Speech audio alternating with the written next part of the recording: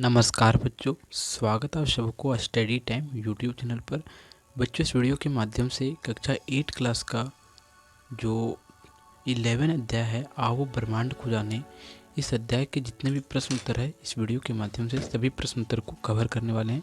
और जितने भी प्रश्न उत्तर है उसके उत्तर को आपको जो सो पूरा विस्तार पूर्वक समझाने वाले हैं। ध्यान से आप इस वीडियो को देखते ज़रूर जाइए और लास्ट तक ज़रूर देखिए, क्योंकि लास्ट तक देख लेंगे आप तो आपका वीडियो जो है सो पूरा समझ में आ जाएगा आपको। और जितने भी प्रश्न का जो उत्तर है वो भी आपको समझ में आ जाएगा और मन से सभी डाउट जो है सो क्लियर हो जाएगा। और आपको एक बात और बताना है कि आप एक्सपेरिमेंट वीडियो जो इसका लॉन्ग वीडियो है, समरी है, आप इसे नहीं देखें तो वीडियो के डिस्क्रिप्शन में लिंक दे दिया जाता है, आप वहाँ से उस वीडियो को ज़रूर देखें, तब आपको जो सो और बेहतर समझ में आएगा।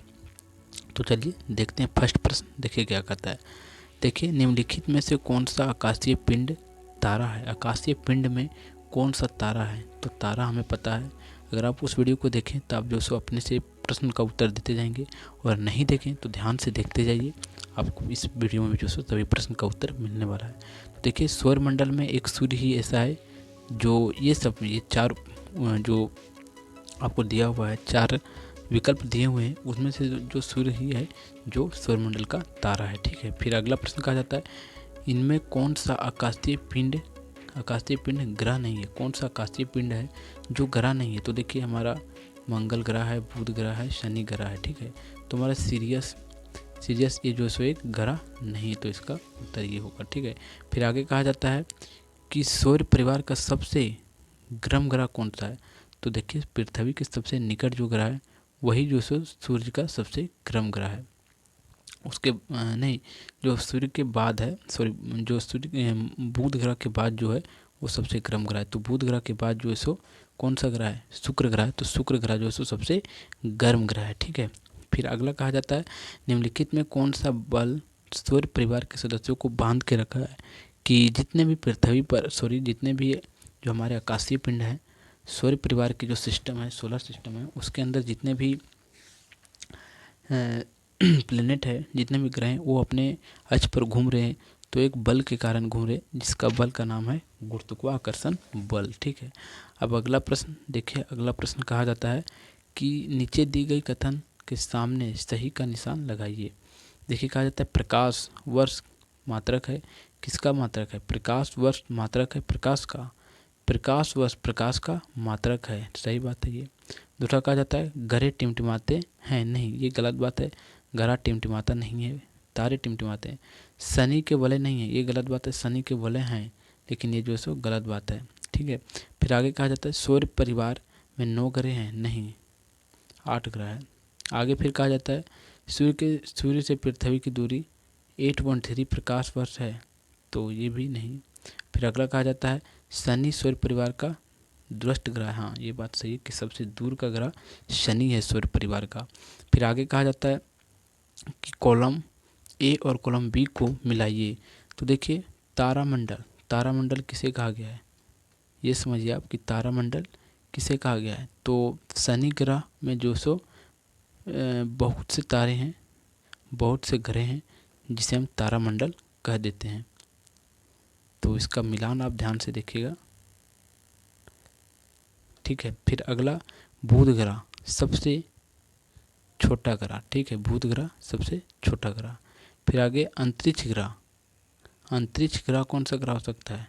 पृथ्वी, क्योंकि पृथ्वी का जो सो पृथ्वी को अंतरिक्ष ग्रह कहा गया है। फिर अगला आता है मंगल का उपग्रह। तो मंगल का उपग्रह जो सो फोबिस है। फिर प्रभात तारा किसे कहा गया है? शुक्र ग्रह को। फिर लाल ग्रह मंगल ग्रह को। ठीक है, आप मिलान को ध्यान से देख लीजिएगा, और मिलान आप ध्यान से समझ गए होंगे, तब जो सो आपका मन से डाउट क्लियर हो गया होगा। आगे के देखिए, जितने भी प्रश्न हैं सभी जो सो सब्जेक्टिव प्रश्न हैं, जो हमें लिखित इसका उत्तर देना होगा। तो देखिए ध्यान से देखिए, कहा जाता है चौथा प्रश्न है कि किन्हीं 3 आकाशीय पिंड का नाम बताइए।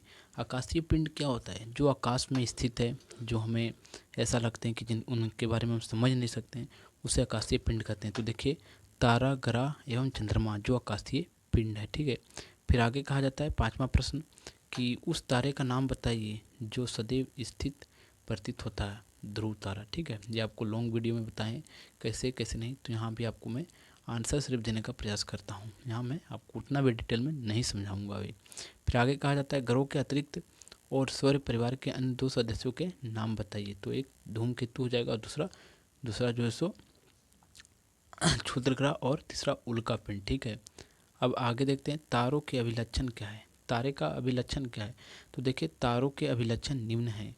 या रात्रि में दिखाई देते हैं, दिन में नहीं। या प्रकाश एवं उष्मा उत्सर्जित करते हैं, कौन, तारे। फिर आगे ये टिमटिमाते हुए नजर आते हैं। तारे जो सो पूर्व से पश्चिम की ओर गति करते हैं। ये सब जो सो तारा का क्या है, नेचर है, यानी कि इसका ये प्राकृतिक है। फिर आगे कहा जाता है सूर्य को तारा क्यों कहा जाता है, तो देखिए तारे ऐसे आकाशीय पिंड है जो लगातार उष्मा एवं प्रकाश उत्सर्जित करते हैं तथा सूर्य में ये सारे गुण विद्यमान हैं, इसलिए उसे हम क्या कहते हैं कि सूर्य जो सो एक तारा है। क्योंकि तारे का भी ऐसा नेचर है, इसी कारण से सूर्य का भी ऐसा नेचर है, तो हम उसे कह देते हैं।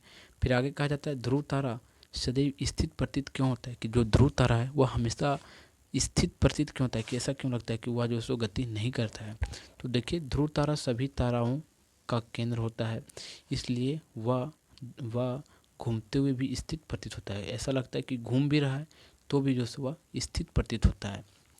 फिर आगे कहा जाता है अगला प्रश्न, तारों के अभिलक्षण बताएं कि तारा का क्या अभिलक्षण है। तो देखिए इंपॉर्टेंट बात है, आप समझते जाइएगा सभी बातों को। देखिए तारे ऐसे खगोलीय पिंड है जो लगातार प्रकाश एवं ऊर्जा उत्सर्जन करते हैं या पृथ्वी से बहुत दूर होने के कारण आकाश में छोटे दिखाई देते हैं। तारों का प्रमुख अभिलक्षण यह है कि पृथ्वी से देखने पर यह टिमटिमाते हुए दिखाई देते हैं, और तारे का यही प्रमुख लक्षण है कि वो जो सो टिमटिमाते हुए में नजर आते हैं। ठीक है, तो आप जितने भी आपको उत्तर यहाँ बताया जा रहा है, आप अगर उसे परीक्षा में लिख देते हैं तब आपको फुल से फुल मार्क्स दिया जाएगा। अगला प्रश्न कहा जाता है पुछल तारा अर्थात धूमकेतु किसे कहते हैं। तो देखिए सामान्यतः पुछल तारा धूमकेतु झाड़ू की तरह दिखाई देता है, जिसके चमकीले सिरे तथा लंबी पूंछ होती है, और ये पर्वतीय कक्षाओं में सूर्य का परिक्रमा करते हैं और इनकी पूंछ सदैव सूर्य के परे होती है, सूर्य के ओर होती है, उसे हम पुछल तारा कह देते हैं। और ये जो है सो बहुत लंबे अंतराल के वर्ष 76 वर्षों के पश्चात जो सो हमें एक बार ये दिखाई देता है। फिर अगला प्रश्न आता है बड़े शहरों में रात्रि के समय आकाश में तारे को स्पष्ट रूप से क्यों नहीं देख पाते हैं। कि आप जो बड़े शहर में रहते हैं, जैसे कि दिल्ली जैसे कंट्री है, मुंबई है, तो उन जैसे शहरों में आप आकाश में जो सो आसमान में जो सो तारे को स्पष्ट रूप से जो सो नहीं देख पाएंगे। तो देखिए क्यों नहीं देख पाते हैं, ये समझिए। देखिए कहा जाता है हम बड़े शहरों में रात्रि के समय आकाश में तारे स्पष्ट नहीं देख पाते हैं।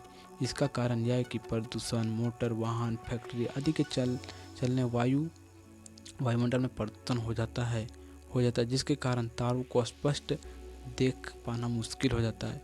और यही सब प्रदूषण के कारण जो सो तारा जो सो हमें स्पष्ट रूप से नहीं दिखाई देता है बड़े शहरों में। तो इसलिए कहा जाता है कि प्रदूषण जो सो कम फैलाइए। तो इस प्रकार इस अध्याय के सभी प्रश्न उत्तर जो सो समाप्त होते हैं। और अगर आपको वीडियो अच्छा लगा हो तो वीडियो को आप लाइक ज़रूर कर दें, और आप चैनल पर नए हो तो चैनल को सब्सक्राइब जरूर कर दीजिए। तो फिर मिलता है आपको एक नए वीडियो में, तब तक के लिए जय हिंद।